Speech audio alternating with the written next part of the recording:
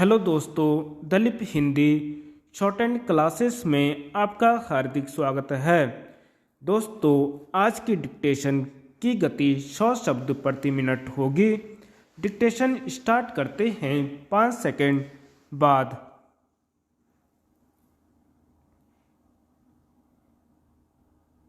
अधिष्ठाता महोदय, उस समय युवा कांग्रेस जनों का एक संगठन था जिसकी मैं सदस्य थी।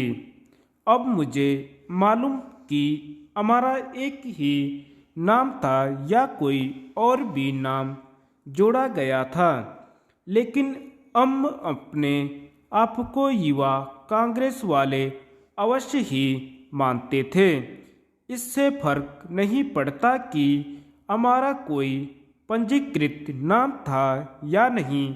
मुख्य बात यह है कि उस समय भी कांग्रेस में युवा वर्ग का अस्तित्व था और उनकी बैठक हुआ करती थी जो अखिल भारतीय कांग्रेस या अन्य कांग्रेस संगठन से पृथक होती थी और मैं ऐसे युवा संगठन की सदस्य थी। मुझे निश्चय ही उन बैठकों की जानकारी है जिनमें मैं भाग लेती रही। इस तरह इन चीज़ों पर तब संदेह व्यक्त किया गया, लेकिन अब हमें पता है कि और अधिक संख्या में लोग संदेह प्रकट करते हैं। जैसा कि हम देखते हैं, उस समय हम यह सोचते थे कि शायद यह सही रहा है। हम भले ही अलग ढंग से सोचे, पर हमारे वयोवृद्ध लोग एक प्रस्ताव रख रहे हैं। उनकी जानकारी हमसे बेहतर है, उन्हें ज़्यादा अनुभव है। वे सोचते हैं कि यह सही ढंग है। अपने विचार एक बार व्यक्त कर देने के बाद हम उसे जिद का मामला नहीं बनाते थे या उसका प्रचार प्रसार नहीं करते थे। लेकिन जब हमें पीछे मुड़कर देखते हैं तो हमें क्या देखने को मिलता है।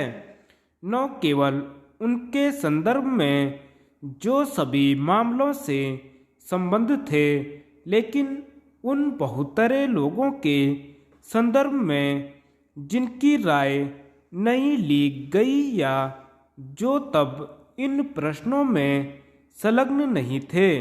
आज हमारे सम्मुख यह सवाल है और इसका संबंध राष्ट्र से है। यह राष्ट्र की इच्छा है।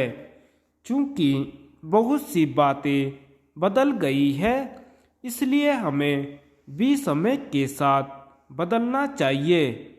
मेरे माननीय मित्र मेरे ऊपर छींटाकशी करने से कभी भी बाज नहीं आते, लेकिन मुझे स्वीकार करना होगा कि इस बार उन्होंने जो कुछ कहा उसमें कुछ सच्चाई है और यह बात वही नहीं कह रहे हैं। मैंने बेंगलुरु अधिवेशन के बाद यह बात प्रत्येक आम सभा में और सभी मौक़ों पर सार्वजनिक मंच से कही है। मैंने कहा है कि लोगों को नई रोशनी मैं नहीं दिखा रही हूँ, बल्कि लोग ही हैं जो हमें नई रोशनी दिखा रहे हैं। मैंने अनगिनत मौक़ों पर कहा है कि समय आ गया है कि हम जनता द्वारा दिखाए गए प्रकाश का अनुसरण करें, लेकिन हमारी पार्टी में यह बड़ा विभाजन क्यों है? मैं समझती हूँ कि सभी को पता है कि यह वास्तव में कैसे हुआ। हर कोई जानता है कि इसके बीज इन समझौतों के समय से तथा उससे भी पहले से मौजूद थे। हर कोई जानता है कि पार्टी के सदस्यों के विचारों में मतभेद था। एक वर्ग ऐसा था जो समाजवाद को लाना चाहता था और वह बड़े परिवर्तन का समर्थक था, जो यह सोचता था कि स्वतंत्र भारत पुराने ढांचे में रहकर समृद्ध हो सकता है। धन्यवाद।